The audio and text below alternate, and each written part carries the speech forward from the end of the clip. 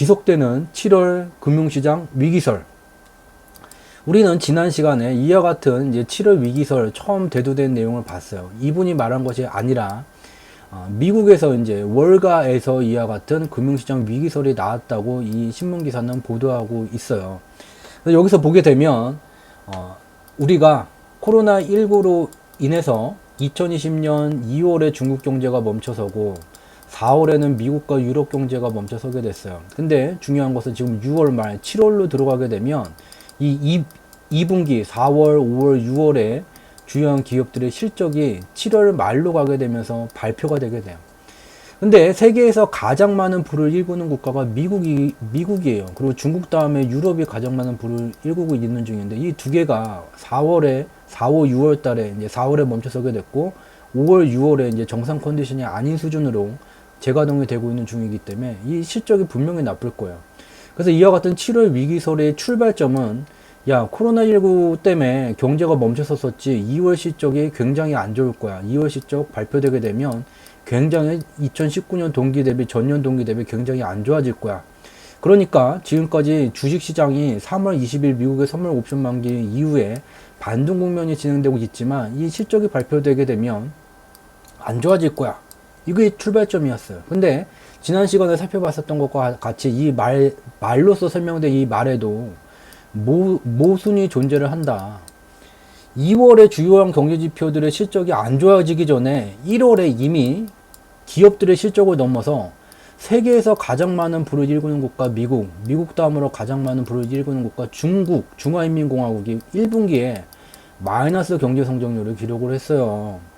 그렇기 때문에 2분기 실적이 굉장히 좋아질 거라고 생각하는 사람이 지금 몇 명이나 되는지 손을 들어보라 그러면 그 사람을 찾는 게 더 힘들 거예요. 이 논리 자체가 좀 말이 되지가 않아요. 근데 여기다가 이제 살이 더 붙게 돼요. 이제 어떤 살이냐? IMF가 다시 2020년 코로나19로 여전히 어떠한 치료제와 백신이 없는 코로나19 그리고 우리가 지난 공개방송들 속에서 매주 화요일날 진행하는 공개방송에서는 세계 코로나19 감염 속도를 저희 경제지표 스토리텔링의 자체 분석한 속도 자료를 제공을 해요. 그 속도가 여전히 가속되고 있다. 그렇기 때문에 경제 성장률이 계속해서 뭐 좋아지겠다고 전망이 나오기는 어려운 시점이라는 것을 알 수가 있게 돼요. IMF에서 여러 공을 들여서 수정치를 더 낮춰주는 친절함을 발휘를 해주셨지만 시장은 누구나 다 알고 있는 중이에요. 우리가 살고 있는 옆에 동이나 내가 다니던 상가에서 코로나19 발생자가 나타나고 그들이 범죄자처럼 잘못된 것이 아니라 일상생활을 하던 중에서 걸리게 되고 심하면 죽을 수도 있다는 걸 주변에서 계속 보고 있는 중이에요. 그런 상황 속에서 기업이 갑자기 실적이 좋아지거나 국가 경제가 갑자기 발전하리라고 생각하는 사람은 없을 겁니다. 그래서 이런 내용이 이제 발표가 되게 됐고요. 여기에다 또 하나 더 살이 붙게 돼요. 야, 이와 같은 금융 위기설이 설로만 끝나는 게 아니라 진짜 발생했다. 야, 이거 봐. 6월 24일날 미국 시간 6월 24일날 기준으로 대형주 지수가 마이너스 2.7%가 하락되고 중소형주 지수 나스닥 지수도 2.1% 정도가 급락을 했어. 이봐, 7월 위기설 그냥 설이 아니었던 거야. 그래서 이 세 가지 뉴스만 보게 되면 진짠가 보네. 인버스 EBS 사야지. 그런 말이 이제 나오게 돼요. 그리고 실질적으로 차트를 보게 되면 분명히 6월 19일로 미국의 선물 옵션 만기가 끝나고 그 다음에 상승, 되돌림 과정이 그동안의 하방 변동성이 되돌림되는 과정이 진행되고 있었는데 그 되돌림을 지우는 즉 6월 19일 미국의 선물 옵션 만기일까지 진행됐었던 하방 변동성의 하한 수준 가까이에가 대형주가 다가갔어요. 근데 여기서 또 하나 우리가 주목해야 되는 게 있어요. 대형주가 2.72%가 빠졌어요. 그렇게 되면 중소형주는 여기가 있었죠. 여기가 있었어요. 그러면 대형주가 이렇게 빠질 정도면 중소형주는 마이너스 3%가 가까이 빠졌겠네. 중소형주는요 마이너스 2.03%예요. 상대적으로 안 빠졌어요. 그럼 여기서 이제 2부 순서에서 좀 더 상세히 살펴보겠지만 여기 파생시장하고 뭔가 연관성이 있다는 것을 눈치를 챌 수가 있어요. 근데 이와 같이 언론으로부터 위기설에 대한 내용이 계속 발전되는 것을 봐왔고 직접 눈에서 이렇게 차트가 뚝 떨어지는 것을 보게 되면 야, 이게 7월 위기설이 드디어 이제 현실이 되게 된다. 3월 20일 미국의 선물 옵션 만기일 이후에 진행되어 왔던 반등 국면이 종료가 되게 된다. 우리가 이제 주목해야 되는 것은 바로 참과 거짓을 구분을 해봐야 되겠죠. 어디까지가 참이고 어디까지가 거짓인지. 그래서 나는 지금 어떠한 전략을 바꿔야 될지, 아니면 전략 속에 있는 전술만 바꿔주면 돼야 될지, 아니면 둘 다 안 바꿔도 되는지, 그것을 이제 판단을 내려야 돼요. 바로 숫자로 표현된 경제지표의 원인과 결과 분석 내용이에요. 이 그래프가 두 개가 들어가 있고, 여기다가 제가 막 이제 마킹을 해놨고, 처음 보시는 분들은 굉장히 복잡하세요. 그렇지만 업무 중에서 이제 기획적 업무를 맡으시거나 아니면 전략적 업무를 맡으시는 경우, 또한 전공 속에서 경제나 경영을 전공하신 분들은 낯설지는 않을 거예요. 보게 되면 여기에 이제 빨간 선으로 나타낸 게 미국 GDP 증가 속도예요. 즉 미국이라는 국가가 1년 동안 벌어들이는 부가 얼마나 빨리 늘어나거나 줄어드는지 속도를 나타낸 거예요. 그리고 파란색 이 선은 이와 같은 GDP의 상대 강도를 나타낸 거예요. 즉 경기 부양책이 강하냐 약하냐에 따라서 미국의 GDP 증감 속도가 달라지는데 그 상대 비교를 한 거예요. 얘는 좀 개념이 좀 어려워요. 그렇지만 지금부터 이제 설명드리는 것을 잘 들으면 매우 간단해요.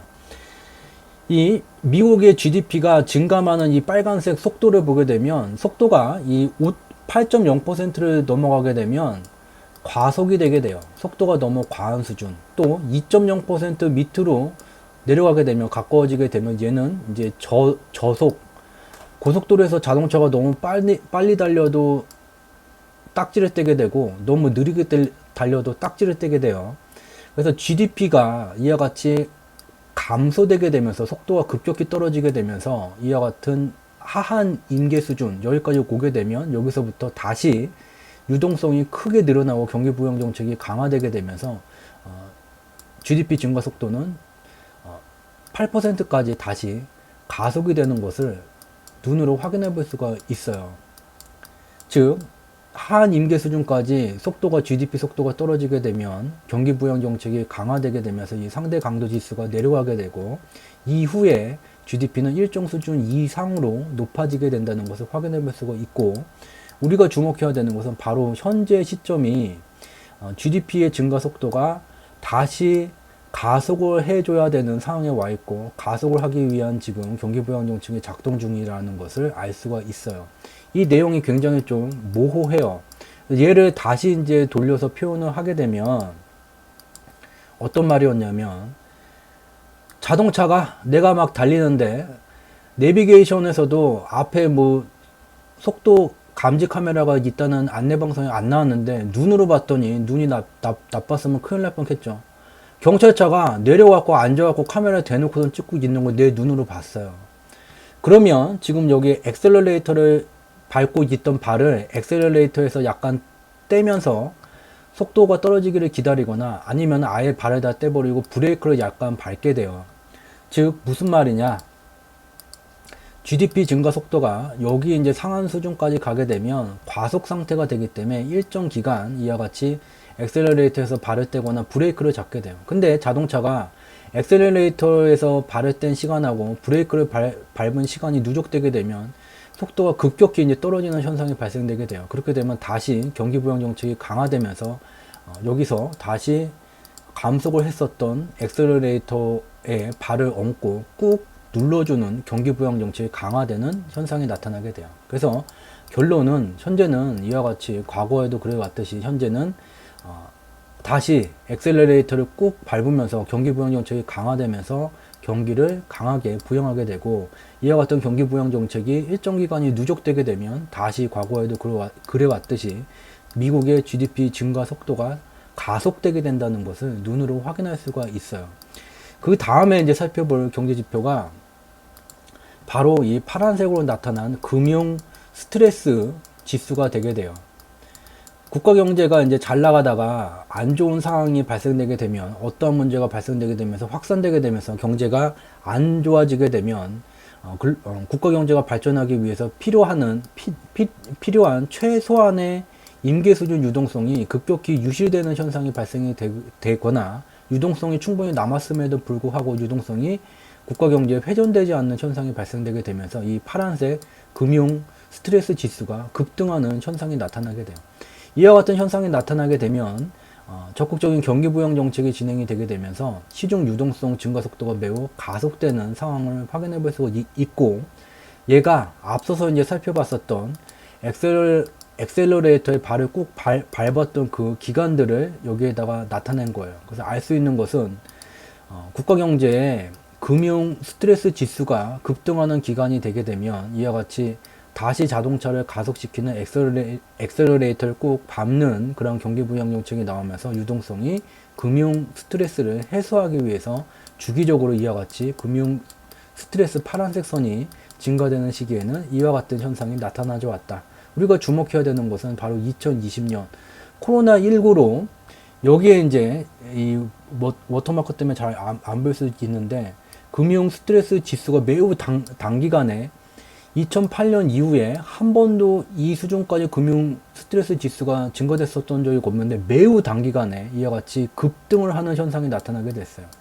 그렇지만 엑셀러레이터를 꾹 밟으면서 강력한 경기 부양 정책이 진행이 되게 됐고, 빨간 선의 시중 유동성 증가 속도가 2008년을 넘어서 폭발적으로 증가됨에 따라 매우 단기간에 금융 스트레스 지수가 0 밑으로 내려왔어요.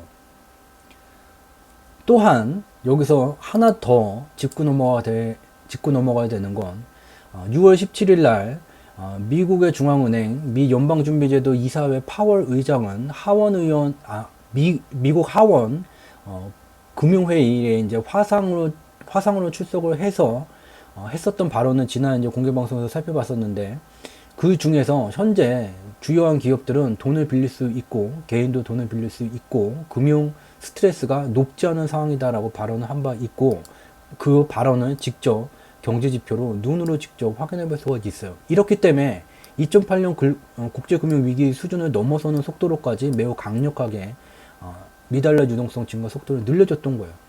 우리가 또 하나 여기서 지난 공개방송에서 살펴보지 않은 중요한 내용을 하나 또 이제 살펴볼 거예요. 여기에 보게 되면 2019년 9월서부터 파란 선으로 나타낸 미달러 증가 속도가 가속되고 있던 중이었어요. 즉 코로나19 경기 부양 정책이 진행되기 전에 2019년 9월서부터 이와 같이 직접 눈으로 확인할 수 있듯이 미달러 증가 속도가 가속되고 있는 중이었어요. 즉 2019년 8월까지는 미국의 중앙은행이 건국 이래 최대치의 보유자산을 갖고 있던 게 2016년도였었고, 얘를 2019년 8월까지 절반이 넘는 물량 대규모로 시중에 매각하게 됐어요. 그 매각하는 보유자산의 가격만큼의 시중 유동성이 사라지게 되면서 미달러 유동성이 급속도로 줄어들게 되면서 글로벌 유동성도 연동돼서 급속도로 줄어들게 됐고, 이와 같은 현상의 결과로 미달러 가치 강세 현상이 2016년도서부터 2019년 8월까지 진행이 됐어요.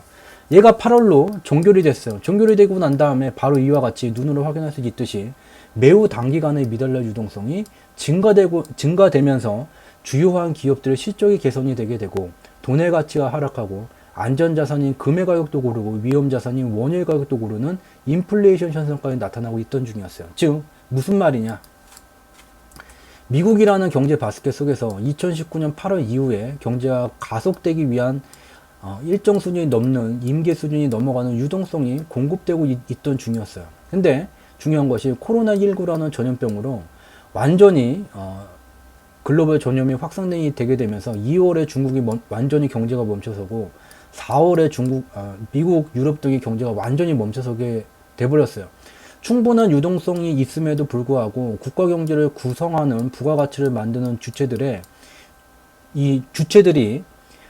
강력한 사회적 거리두기가 진행이 되게 되면서 경제 활동이 셧다운이 돼버렸어요. 즉 유동성은 충분한데 이 경제의 부가가치를 만드는 주체들의 돈이 돌지 않게 되면서 통화 유통 속도가 급격히 떨어지는 현상이 발생이 됐어요.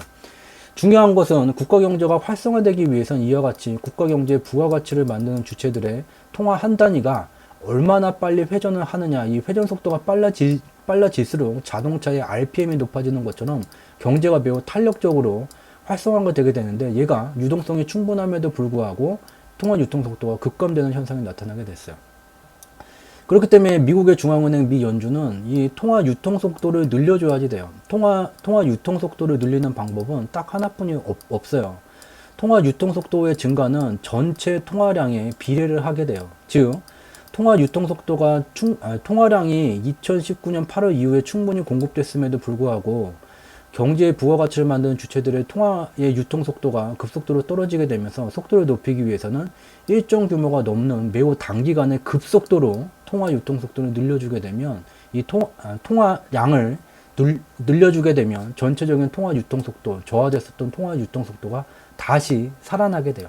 그래서 그 과정을 보게 되면 미국의 중앙은행 미 연준은 3월 3일 날 처음에 이제 작게 출발을 했어요. 기준금리를 0.5%만큼 인하를 해서 유동성을 소폭 늘려주게 됐고, 그 뒤에 글로벌 경제가 완전히 멈춰서고 주요 경제 지표들의 악화가 매우 빠르게 진행이 되게 되면서 3월 15일에는 기준금리를 0%를 추가로 내리고 4차 양적 완화를 발표를 했어요.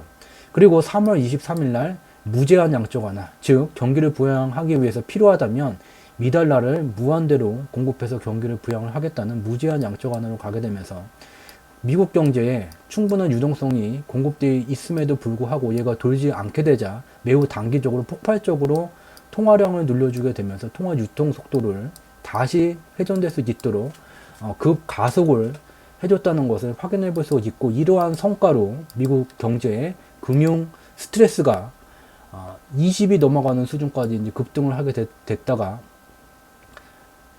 바로 0 밑으로 이와 같이 내려오게 되는 그러한 현상을 직접 눈으로 확인해 볼 수가 있어요. 그리고 현재를 이제 보게 되면 다시 이제 앞서서 살펴봤었던 이 내용을 보게 되면 우리가 주목해야 되는 게 2008년도예요. 그러면 앞서서 봤었던 그런 결국에 미국 경제의 문제는 유동성이 부족했던 것이 아니라 통화의 유통 속도, 즉 경제의 부가가치를 만드는 그 주체들의 이 돈이 빨리 돌아야지 되는데 이 돈이 돌지를 못하고 멈춰서는 셧다운되면서 멈춰서게 되면서 미국의 중앙은행이 폭발적으로 유동성을 단기적으로 늘리면서 심장마비 걸린 사람한테 이제 전기 충격을 심장 마사지를 하는 것처럼 그렇게 충격을 주게 됐고 금융 스트레스가 사라지게 됐구나. 그러면 3월 23일 무제한 양적 완화로 이제 미국 경제를 포함해서 전 세계 좋아지는 겁니까? 이거에 대한 답을 여기서 확인해 볼 수가 있어요. 2008년도에도 금융 스트레스가 이와 같이 단기간에 급속도로 치솟게 됐고, 이와 같이 매우 빠른 속도로 통화정책이 이제 유동성을 추가로 공급하게 되면서 미국 경제에 충분한 유동성을 공급하고 동시에 통화 유통 속도를 늘리기 위한 이와 같은 적극적 경기 부양 정책이 진행이 됐어요. 그 뒤에 현재보다는 약했지만 이와 같이 금융 스트레스가 낮아졌다가 다시 발생이 되게 되고, 왜냐하면 경제의 문제라는 것은 특정 산업 부문에만 문제가 발생되고 여기서만 종료되는 게 아니라 여기에 관련된 투자사들이라든지 금융권에서는 이 기업과 관련된 수많은 파생 상품들이 연계되어져 있기 때문에 문제가 여기서 불거지게 되면 그 여파가 이제 국가 경제 전반으로 번져나가게 돼요. 그래서 초기에는 금융 스트레스가 낮아진 것으로 보이지만 재발되고, 그 다음에 더 낮아졌지만 재발되고, 더 낮아졌지만 재발되고, 계속 이렇게 재발된다는 것을 알 수가 있어요. 그래서 이 관점이 매우 중요해요. 3월 23일 날 무제한 양적 완화로 모든 것이 그러면 금융 스트레스가 0으로 내려오게 되면서 모든 것이 종결된 것입니까? 미국의 중앙은행장 파월이 말한 것처럼 기업은 돈을 빌릴 수가 있고 개인도 돈을 빌릴 수는 있다. 그리고 의원들님, 파월이 말한 거예요. 의원들님, 부채가 증가되는 거에 너무 연연하지 마세요. 부채를 줄이려고 그러지 마세요. 지금은 이와 같이 부채가 증가가 되더라도 실물 경제가 돌아갈 수 있도록 저 금융 스트레스가 다시 증가되지 않도록 실물 경제를 살리는 게 먼저입니다. 라고 이제 지난 공개방송에서 분석한 내용이 있어요. 이와 같은 이제 발언을 했어요. 그래서 우리가 여기서 결론점을 알 수 있는 것은 이게 3월 23일 날 한 번 이렇게 금융 스트레스 지수가 이전 수준으로 굉장히 안정됐다고 이게 종결된 것은 분명히 아니다. 이 말은 이제 어려운 거였는데 얘를 이제 좀 더 쉽게 표현을 하게 되면 지금 자동차가 2월에 중국 자동차가 멈춰서게 됐고 잘 달리던 자동차가 4월에는 미국하고 유럽산 자동차가 갑자기 이제 덜컥 멈춰서게 됐어요. 그래서 다행히 미국의 중앙은행이 이 무제한 양적 완화 정책을 취함으로써 자동차의 시동이 꺼질 뻔하다가 RPM이 엔진의 회전 속도가 굉장히 지금 높아져 있는 상황이에요. 이렇게 되게 되면서 자동차의 엔진이 이전과 같이 다시 정상 작동은 하고 있지만, 최근의 자동차는 그렇지는 않지만 제가 어렸을 때 자동차들은 출발하기 전에 브레이크를 채운 상태에서 엑셀러레이터를 몇 번 깊게 밟았다 뗐다 하면서 RPM을 높였다가 낮춘 다음에 엔진을 달군 다음에 브레이크를 떼게 되면 자동차 경주에서처럼 여기 브레이크를 잡은 상태에서 RPM을 높였다 줄였다를 반복해서 엔진을 적당히 이제 가열을 하고 난 다음에 본격적인 출발이 되게 돼요. 그 무슨 말이냐, 얘가. 2008년도와 같이 RPM을 높여서 얘를 떨어뜨려 놨다가 다시 금융 스트레스가 높아지면 RPM을 높여줬다가 그 다음에 또 떨어뜨렸다가 이와 같이 한 다음에 일정 기간이 지나고 난 다음에야 경제가 다시 이제 재가동이 되게 돼요. 그래서 우리가 여기서 알 수 있는 것은 3월 23일로 모든 게 종료된 것은 아니다. 굉장히 2008년도를 넘어가는 미달러 유동 속도가 급속도로 증가가 되게 되면서 다행히 단기간에 금융 스트레스 지수가 안정 수준으로 돌아오게 됐지만, 우리가 알 수 있는 것은 자동차가 제대로 이제 출발을 하지도 않았고, 지금은 자동차가 정상 운행을 하기 위해서 이와 같이 멈춰 서 있는 상황 속에서 RPM을 높였다가 줄였다 하는 이 과정이 몇 번 더 필요한 시기라는 것을 어렵지 않게 알 수 있게 돼요. 그래서 오늘 1부에서 살펴보는 내용은 7월 금융위기설이 점점점 발전되고 실제로 이제 금융시장이 일정 수준이 넘어가는 조정이 나타나고는 있지만, 희한하게 중소형주가 더 빠져야 되는데 대형주가 더 빠지는 희한한 일이 벌어지고는 있지만, 미국 경제가 아직 제대로 출발되지가 않았다.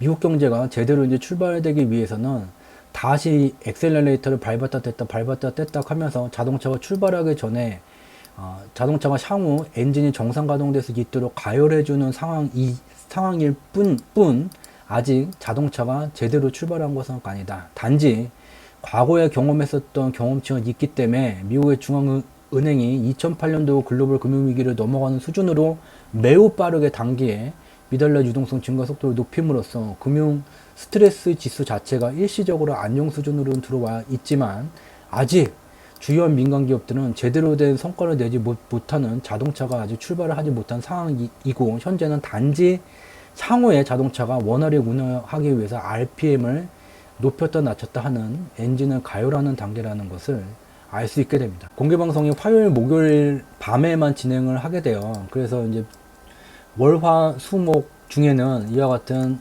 네이버에다가 이제 경제지표 스토리텔링이라고 검색어를 치시게 되면 블로그에 이와 같은 클릭을 하게 되면 저희가 운영하는 블로그 경제지표 스토리텔링 우리가 사는 세상 바로보기라는 블로그가 나오게 돼요. 그래서 매일 2개 정도씩 그날 이제 분석한 내용을 올려드리게 되고, 블로그에는 매우 단편적인 얘기만 좀 분석한 내용을 공유를 하게 되고요.